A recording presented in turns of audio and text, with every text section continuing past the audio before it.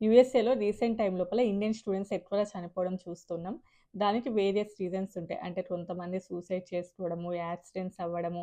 అది last week అనుకుంటా 'నవ్య' అని చెప్పేసి ఒక అమ్మాయి నల్గొండ డిస్ట్రిక్ట్ నకిరేకల్ నుంచొచ్చి పాపం యాక్సిడెంట్‌లో చనిపోవడము. అండ్ ఈరోజు ఇంకో ఇన్సిడెంట్ అందులోపల అంటే యూఎస్ఏలో చనిపోయిన మంది చాలా వరకు స్టూడెంట్స్ లోపల డేటా ప్రకారం చూసినా కూడా ఎక్కువ తెలుగు స్టూడెంట్సే ఉంటూ ఉన్నారు.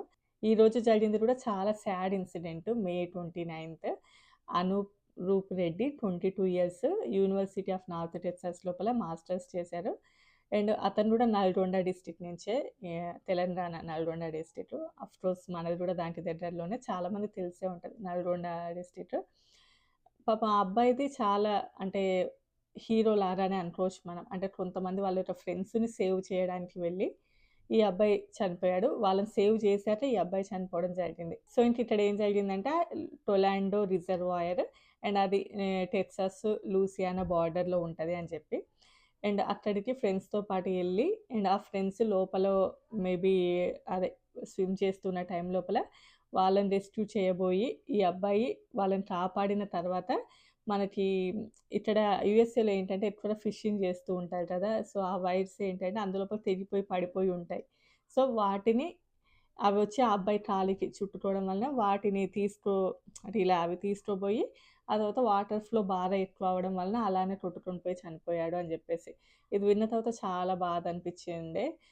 సో, ఫస్ట్ థింగు ఫ్రెండ్స్‌ని కాపాడడం తప్పు అని కాదు గానీ, మనము సేఫ్టీ ఎలా ఉండాలి అనేది గూడా తెలుసుకోవాలి. ఐ మీన్ సేఫ్టీ నాలెడ్జ్ కూడా మనకు తెలిసుండాలి. ఇండియాతో కంపేర్ చేస్తే యూఎస్ఏలో డిఫరెంట్ ఉంటది. అంటే జియాలజీ అది చాలా డిఫరెంట్ ఉంటది. అండ్ మనకి వాటర్ పైన ఫ్లో ఎప్పుడైనా కూడా అంత ఫాస్ట్‌గా పోతున్నట్లుగా మనకు కనిపించదు. బట్ వన్స్ నువ్వు దిగిన తర్వాత దాని యొక్క ఫ్లో ఎలా ఉంటది అని జెప్పేసి తెలుస్తది. లోపల స్లిప్పరీ రాక్స్ ఉంటాయి. అండ్ ఎత్తు పల్లాలుంటాయి. అండ్ నార్మల్‌గా కొంత దూరం వరకు నడిచే వరకు ఒక విధంగా ఉన్నా కూడా ఆ తర్వాత నుంచి ఇంకా డెప్త్‌గా ఉంటది. ఇలాంటివి ఆల్మోస్ట్ ఎక్కడైనా ఉంటాయి. బట్ ఇండియాతో కంపేర్ చేస్తే ఇక్కడ జియాలజీ డిఫరెంట్‌గా ఉంటది. ఫర్ ఎగ్జాంపుల్ చెప్పాలి అంటే 5 ఫీట్ తర్వాత డెప్త్ అనేది చాలా లోతుంటది యూఎస్ఏలో. ఇండియాతో కంపేర్ చేస్తే చాలా లోతుంటది. అంటే ఇండియాలో మనకి గోదావరి అలాంటి రిజర్వాయర్స్‌తో కంపేర్ చేస్తే యూఎస్ఏలో చాలా డెప్త్ ఉంటది. సో, అంత ఈజీ కాదు. సో, నీకెంత స్విమ్మింగ్ వచ్చిన వాళ్ళైనా కూడా చాలా వరకు కేర్‌ఫుల్‌గా ఉండాలి. కొన్నిసార్లు హెల్ప్‌లెస్ సిట్యుయేషన్స్‌లో ఉంటారు. అంటే ఎంత స్విమ్ వచ్చిన వాళ్ళు కూడా. సో, ఈ రిజర్వాయర్స్ కానియండి, ఈవెన్ రివర్స్ ఆర్ ఇలాంటి డ్యామ్స్ ఇలాంటి దగ్గర చాలా వరకు కూడా చాలా జాగ్రత్తగా ఉండాలి. తను కాపాడడంలో తప్పు లేదు. అలా ధైర్యం జేయడంలో తప్పు లేదు.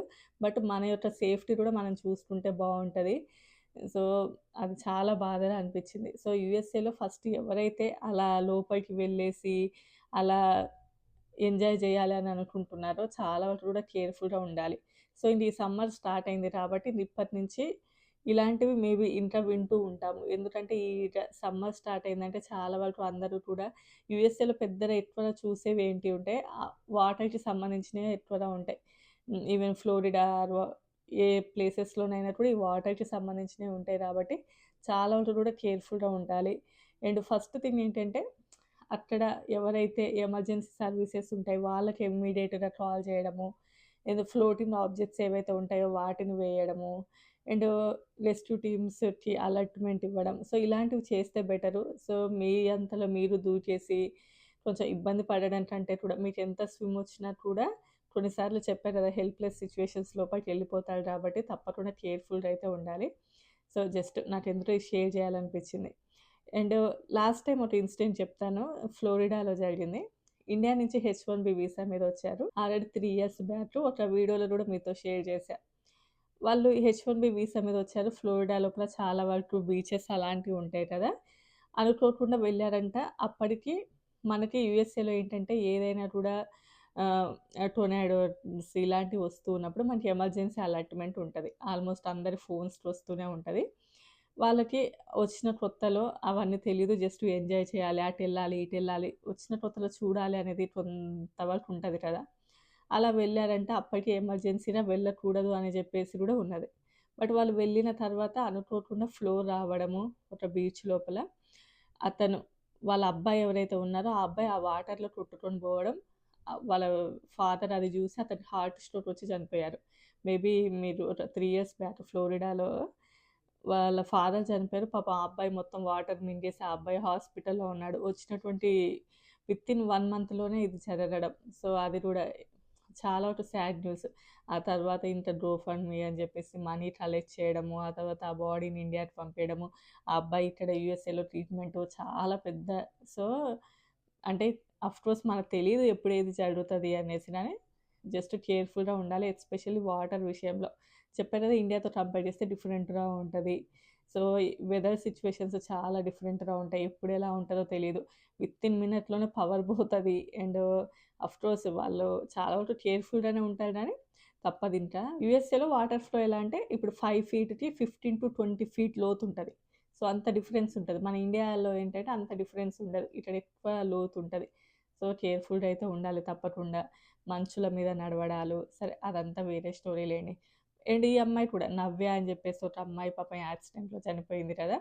ఆ అమ్మాయి ఏంటంటే ముందొక వెహికల్ స్లోగా వెళ్తుందని జెప్పేసి వీళ్ళ వెహికల్ గూడా స్లోగా వెళ్తుంది. బ్యాక్ వచ్చేటటువంటి వెహికల్ ఏంటంటే వాళ్ళ స్పీడ్‌లో వాళ్ళు రావడం వలన ఈ డాష్ ఇచ్చి పాపం ఆ అమ్మాయి చనిపోవడం జరిగింది. సో, యూఎస్ఏలో రోడ్డు మీద కూడా అంతే. మనము నిదానమే ప్రధానం అలాంటివి అస్సలు మెయింటైన్ చేయలేము. ఆ రోడ్డు స్పీడ్ లిమిట్ ఎంతైతే ఉందో తప్పకుండా అంత స్పీడ్ లిమిట్ అయితే మెయింటైన్ చేయాలి. సో, ఆ స్పీడ్ లిమిట్ మెయింటైన్ చేయకపోతే అది మన మిస్టేకే అవుతది. సో, వేరే వాళ్ళు స్పీడ్‌గా వచ్చారు అనడానికి ఉండదు. తప్పకుండా స్పీడ్ లిమిట్‌నయితే మనం మెయింటైన్ చేయాలి. ఆఫ్‌కోర్స్ రోడ్డు గురించి చాలా వీడియోస్‌లలో చెప్పానులెండి గానీ, ఇది just short and sweet video అంతే.